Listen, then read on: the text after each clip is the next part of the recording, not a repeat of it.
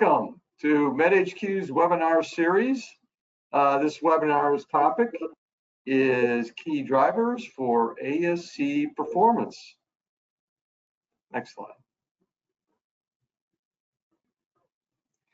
Presenters today, myself, Dave Becker. I'm the VP of Client Accounting Services at MedHQ. I've been there 20 years. I've been doing accounting for ASCs for 20 years. Our other presenter is Dhara Raval, who is one of our key members of our professional team. She's been with us over 7 years and an expert in the field. Next slide. So today's agenda, we're going to define key drivers, key performance indicators, KPIs. We're going to identify, understand, and work on the right drivers for your center. We're going to talk about important drivers that we use in our MedHQ reporting, which is basically as similar to the ASC benchmarking studies that other companies report.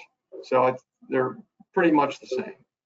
And we're also going to talk about a specific subset of orthopedic case specialty total joint replacements and their impact that they can have on your center. Next slide. Hello, everyone, and welcome again. My name is Dhara, Raval. So this slide, before we go much further, we want to discuss what are our key drivers or our key performance indicators. So if you look it up in the dictionary, it is defined as a measure used to evaluate the success of an organization in meeting objectives.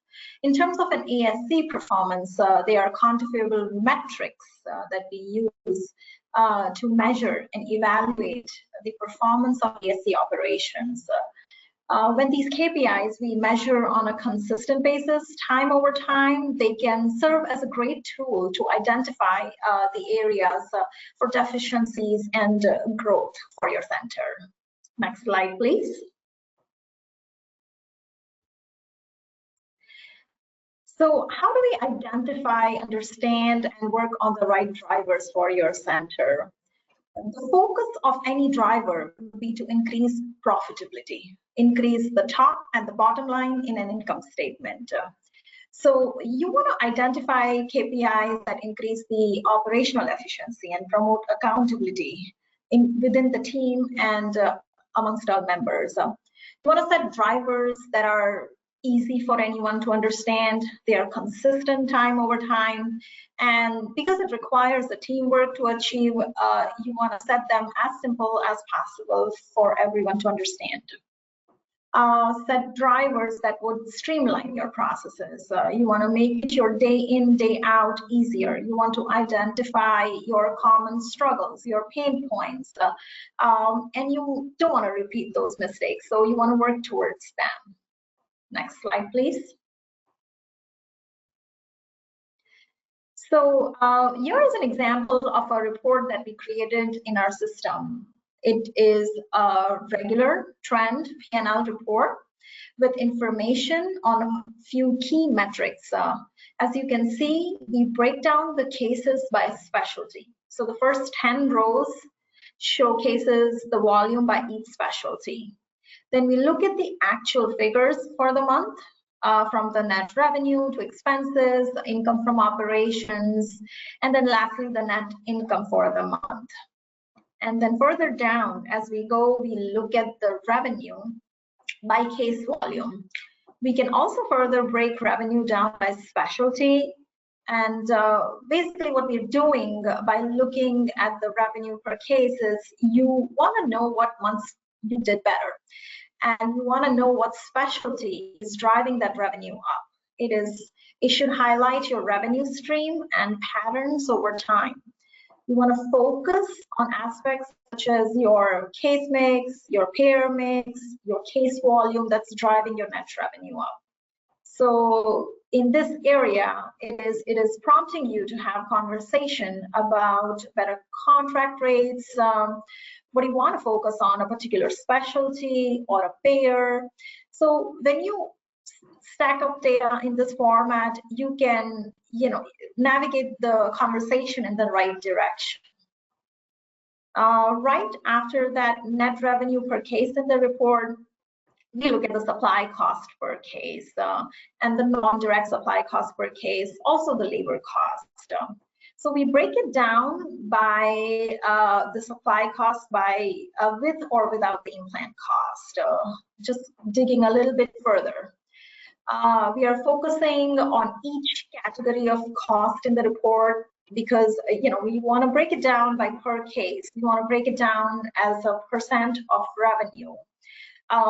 There could be multiple ways in which an ASC can decrease their cost, and cost saving is very critical. So this analysis is basically determining where should you start. Focusing on drivers like labor cost, labor % to net revenue, it would tell you why is it going up. Is it because of higher agency staffing cost, or is it because it's your benefits are expensive? So looking at the direct supply cost, for instance, it would tell you like if it's the material price that's high, or because of a change in vendor, did you end up paying more? So your answer might be different in different situations, and you want to focus on those factors. You want to focus if you should be working towards vendor rebates or managing your purchase orders, managing your staff better. So basically, providing information on that, and this analysis helps you make those improvements. The next would be looking at your contribution margin. As you can see in this report, it is in that top section where there is net revenue, right above net revenue per case. It gives you an idea of how well you cover our fixed costs, which are right underneath it. As I mentioned earlier, it's possible that you are earning a good revenue because of your better case mix, payer mix, and it's making the top line look good. But there's a chance that you are paying much higher fixed cost, which is eating away your contribution margin, and it is bringing your net income down. So that would highlight that if you are paying costs like rent, equipment lease, insurance, all those more or not. So you want to understand how you're utilizing your resources. Then you can also look at your operating cost margin, or you commonly refer it to as EBITDA. This gives you an idea of how well you're covering your operating cost, meaning both your fixed and variable. These are different ways to analyze profitability of the center. What is effective is that when you look at the KPIs consistently, time over time, and you break it down by certain periods, you analyze them on an individual basis, on a combination, they will give you information of where you're heading and where you should, what improvements you need to make. There are also some balance sheet KPIs covered in this report. They are very indicative of operational cycle effectiveness, and Dave can cover those. So next slide, please. So as Dhara mentioned in the prior slide, you talked about the income expense KPIs. There are also some balance sheet KPIs we'd like to look at. The top one there, current ratio, which is current assets divided by current liabilities, is really a measure of our ability to pay bills, our current bills.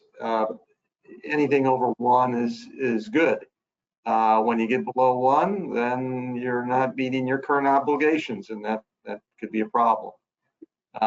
So that's a good one. Days in AR, measure of your ability to get the cash in the door.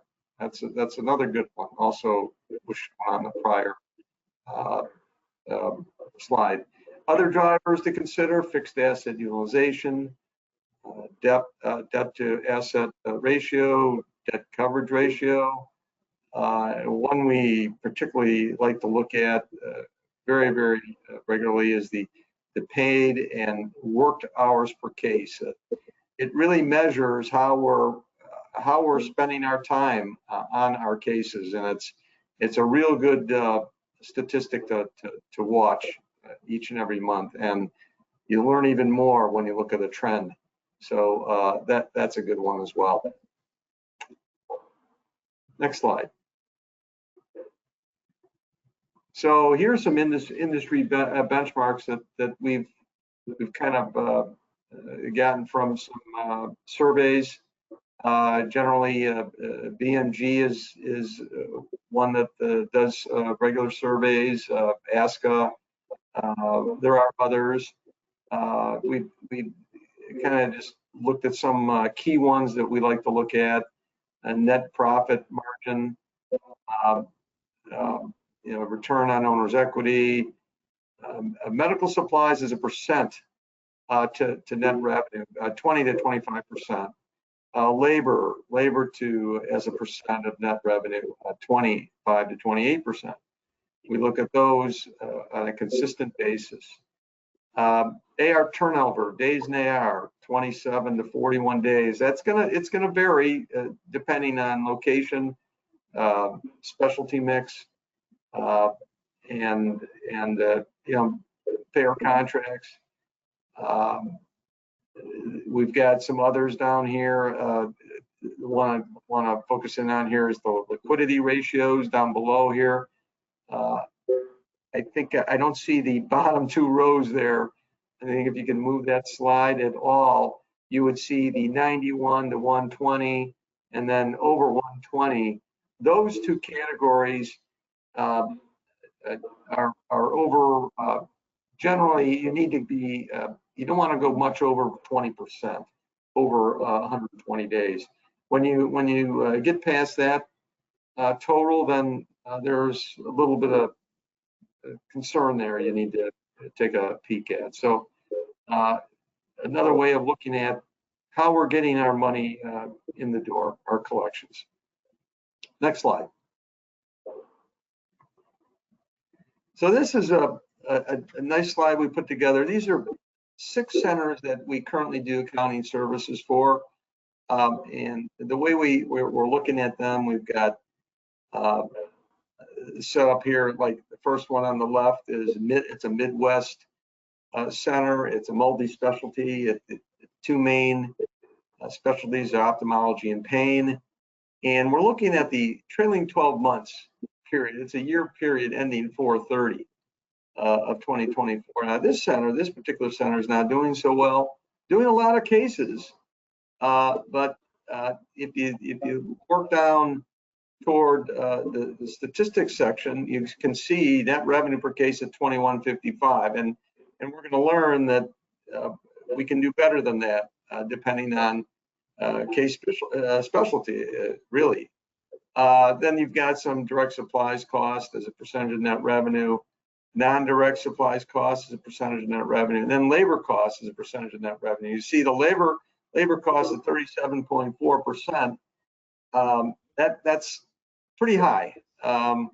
Normally we see, depending on, again, this case specialty, the net revenue anywhere from 15 to 30%.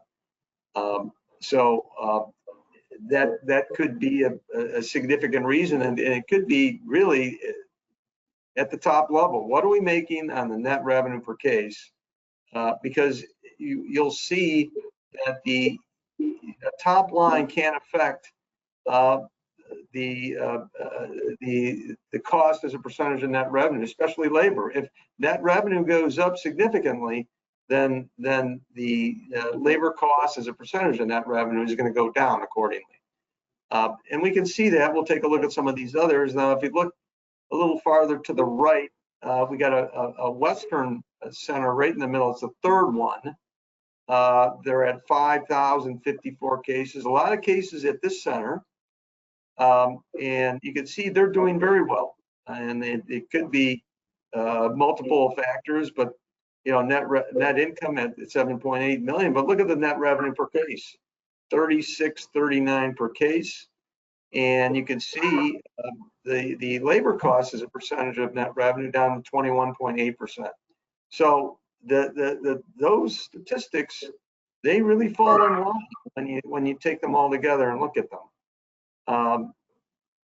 Heading a little farther to the right here, we got an Eastern facility. It's the fourth one there, and you can see this is a multi-specialty, and their two main specialties are ophthalmology and ortho. And I've got a TJR here listed. This particular center does total joints. That's one of their specialties. 3,722 cases, and they're doing well. 2.4 million in net income. 35.36 per case. Labor costs as a percentage of net revenue at 24.8%. You know, maybe this particular center needs to just increase their volume. And that would really show in their net income. Last one I wanted to just compare here, this center all the way on the east here, all the way on the right, and this is a multi-specialty center. Their main specialties, ortho, ENT, and total joints. And look at this. This is very, very interesting. Only about 1,900 cases, but look at their net revenue, 3.5 million. And then look at the row just below that, net revenue per case, 61.55 per case.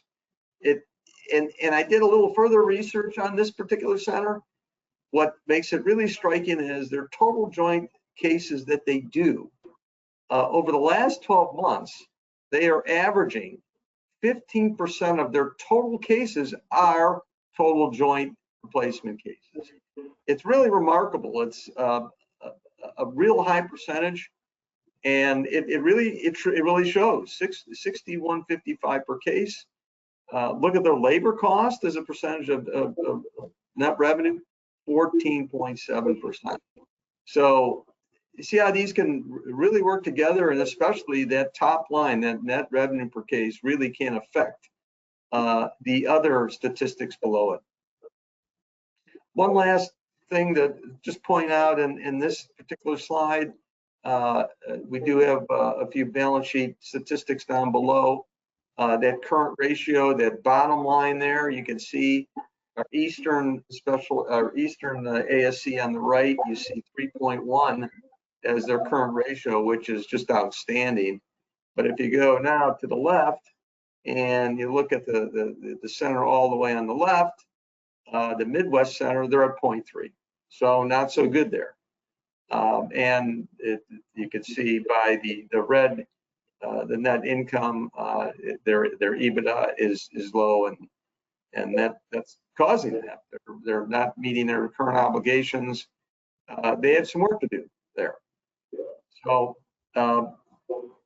I think that is it just shows a real stark contrast to the types of cases that can really influence these statistics and it really reflect a much better bottom line for centers. So the specialty mix is really important. I think you could go to the next slide. So again, we're going to look at some centers that MedHQ does accounting for, and we've come up with some average assumptions here for these ASCs, looking at some specific specialties: ortho, ENT, pain, GI, eyes, uro, spine, and also total joint. We want to take a look at total joint and the effect that it's having on those centers that do those types of cases. And you can see you got the net revenue per case, and it's pretty obvious where total joint is, 15,000 per case, much higher than any of the others. Spine is at 9,000. Ortho, the first one on the left, is 4. And then you've got some labor. We got the labor cost, direct supplies, other variable, and the RCM, the billing fee per case. And you can see the bottom row, estimated incremental profit per case.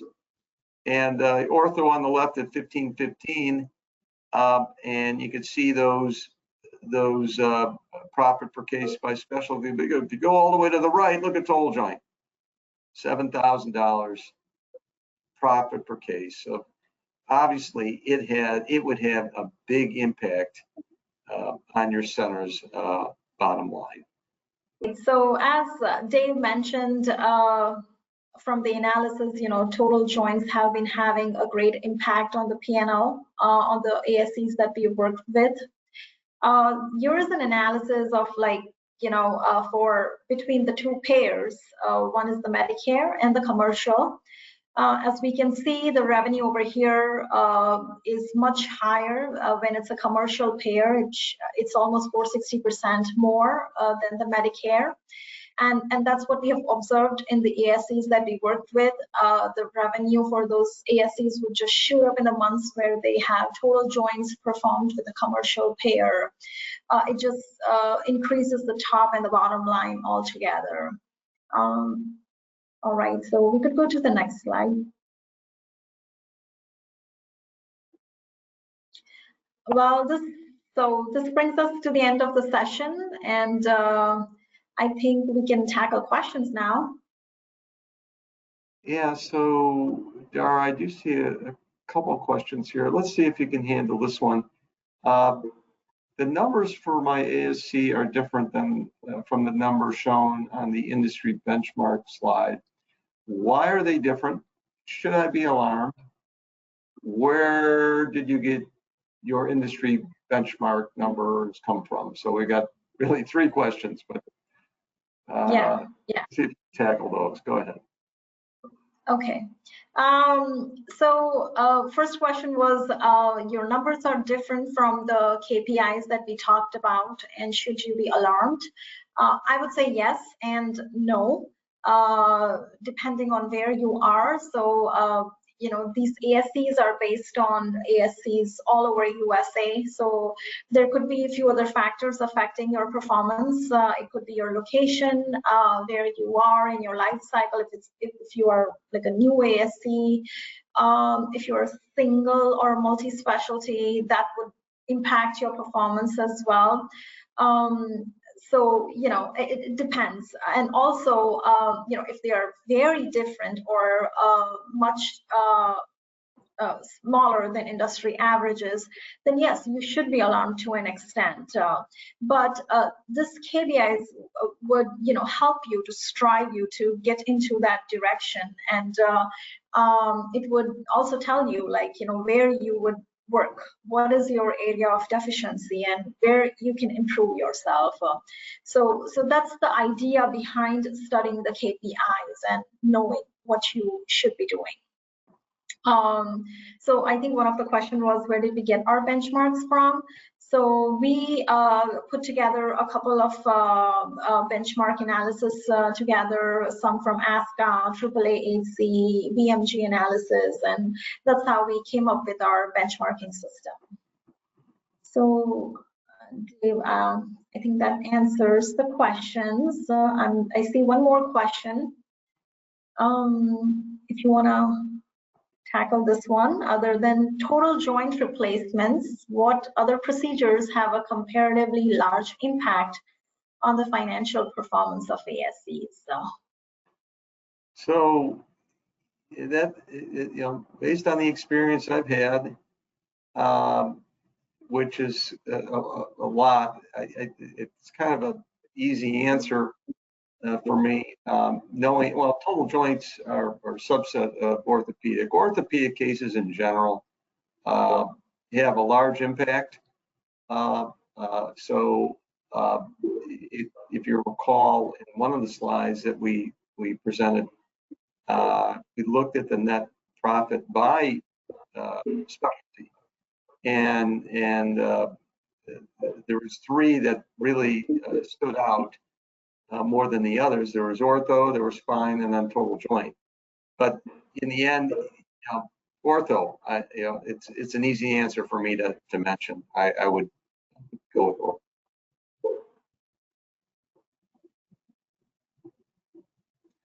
So, yeah, I think that concludes this webinar. So thank you all for joining. Thank you.